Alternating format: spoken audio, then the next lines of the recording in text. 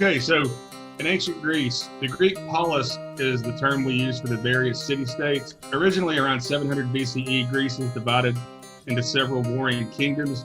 Each kingdom's army was made up of hoplites, or part-time soldiers, from a class of small landowning farmers, merchants, and artisans. In several of these kingdoms, the hoplites grew discontent with power of the kings, which led to the rise of tyrants. Now, tyrants sound bad, they sound like dictators, but you can think of tyrants more with the modern word of like populist. So tyrants normally gain the support of the people, and originally were aristocracy themselves. They were like noble people who won the support of the common people and took over. In some ways, this was the origins of democracy. In most cases, this was unsuccessful, and the tyrants were themselves eventually overthrown, which led to the period of the Greek polis. Also, just a side note, before the classical age of Greece, there's a dark age similar to India. And in the Bronze Age of Greece, we know some aspects of that history, but a lot of it is kind of shrouded in legend and mystery, because a lot of our written sources were written like hundreds of years after the fact. So like the Trojan War and other events from Bronze Age Greece are shrouded in like a mixture of mystery and actual history. From 600 to 300 BCE, Greece is divided into several city-states or polises. The form of government in each polis would vary. Athens and Sparta were the most powerful and influential of these Greek polises. Those are the two city-states we'll focus on. So Athens was the first city-state to use a democratic style of government. Now, democracy for Athens is not like what you think of as democracy. The way we use the word democracy in modern times normally is applying to a republic, where you vote for the people who vote for you. In a true democracy, every citizen gets his own vote for every law. The catch is, in Athens, only 10 to 15% of the population were actual citizens, because citizens had to be land-owning bandits, and they had to be citizens of Athens too. Women were also incredibly marginalized in Athenian society. Women were repressed more than you could probably imagine. Like they weren't allowed to learn how to read or write. It was bad stuff. Solon and Pericles brought Athens the closest to true democracy you could ever see. And if you really want to go down the rabbit hole, there's never-ending scholarly debate on how important or impactful Athens democracy actually is to our modern society. So, in comparison, Sparta was an oligarchy ruled by a handful of wealthy families. If you let Athenians look at our modern democracy, they would use one word to describe us, and that's oligarchy.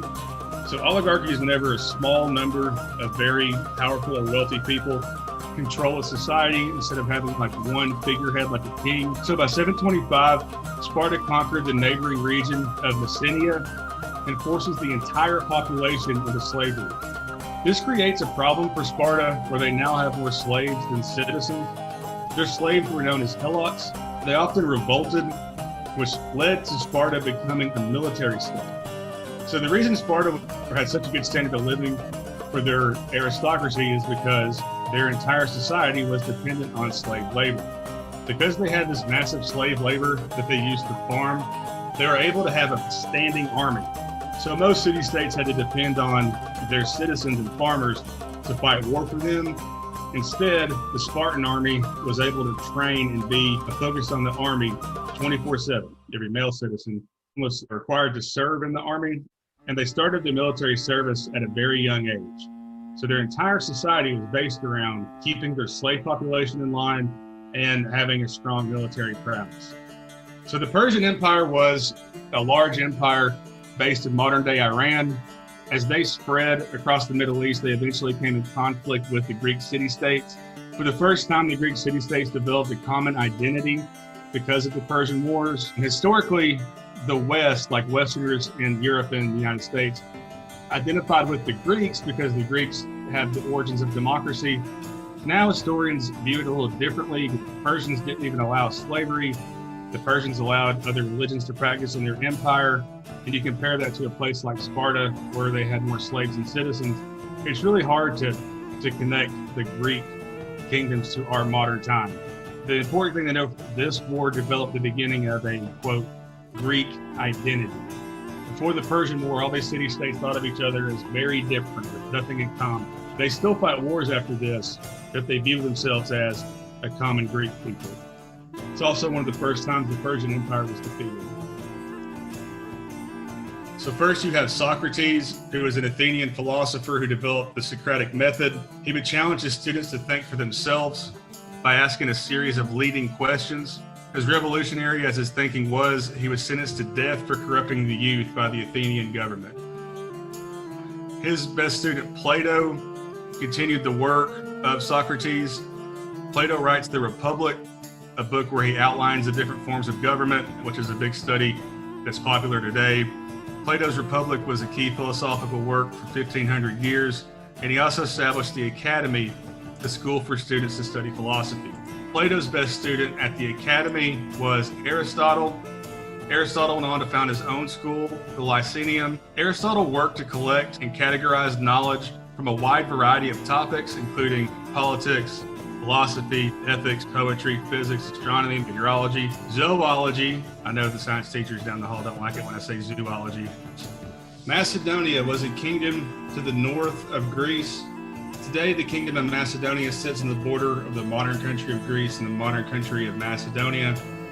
King Philip II was the first Macedonian leader to take over large parts of Greece. He conquered almost all of Greece whenever he mysteriously died.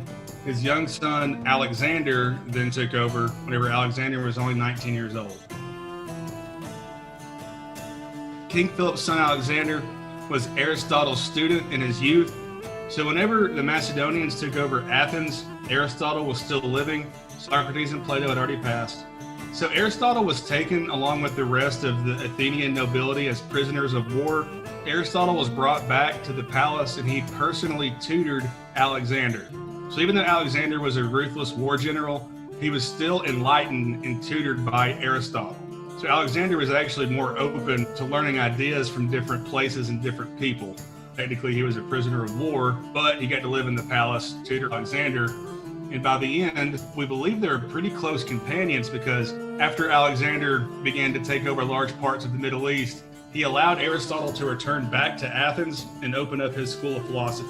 Alexander leads a Greek and Macedonian army to conquer the Achaemenid Empire, or the Persian Empire.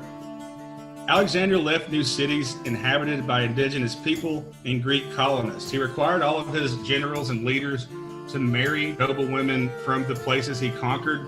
He wanted to force the culture to change itself. They tried to rule over all these different places as just Greek leaders. It wouldn't work and they'd be overthrown. So he attempted to get his leaders to integrate themselves into the population. And to some extent, it worked. In modern day Afghanistan and Pakistan, we have found ruins of coins of leaders that'll say the word king in Greek. Also in that region, the Greeks taught the people there how to make sculptures of people's faces. So for the first time, people in modern day Afghanistan were creating sculptures of Buddha's face, for example. Like nobody knows what Buddha really looked like because there wasn't a tradition of depicting people's faces in art at the time. So 300 years after Buddha, because of the Greek influences, they began to make the sculptures of Buddha's face that we recognize today. Alexander's empire stretched very far. He starts over here in modern day Greece, and he pretty much conquers the entire Achaemenid Empire and down into Egypt. And it's impressive because he did all this in the span of like 13 years. Alexander dies at the age of 32 without an heir. There's a lot of dispute over how he died. Some say fever. Some historians speculate it was alcohol poisoning. Either way, whenever he died, he created a humongous void, and his generals began to fight over the empire. Eventually, his empire was split into 4 parts and eventually crumbled. Even though his political empire will not last that long, his influence will. This entire region was now influenced by Greek culture, The fusion of Greek culture with all these local places is called Hellenistic culture. The period is known for cultural exchange in scholarship, art, and literature. As Alexander conquered places across the region, he would name cities after himself. So places like Alexandria, Egypt, were places founded by Alexander. There's some other ones you wouldn't think of, like Kandahar, Afghanistan, which is one of our biggest military bases in the region, was once called Alexandria because it was founded by Alexander.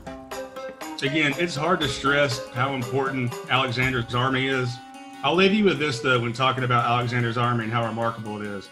Y'all know I'm a super history nerd, right? I listen to Dan Carlin's Hardcore History. They're usually 4-hour podcast where he just talks about history, and it's just him talking. I really enjoy it, though. One of the things he talks about is if you could take Alexander's army in a time machine and put his army on any battlefield on Earth, he wins. He wins every battle up until machine guns, is what Dan Carlin argues. And he's probably right, because even when they had muskets in the 1500s, they weren't very accurate. And he literally had one of the largest land armies that was ever assembled until the modern age. It really is impressive, but it's an important part of history to understand.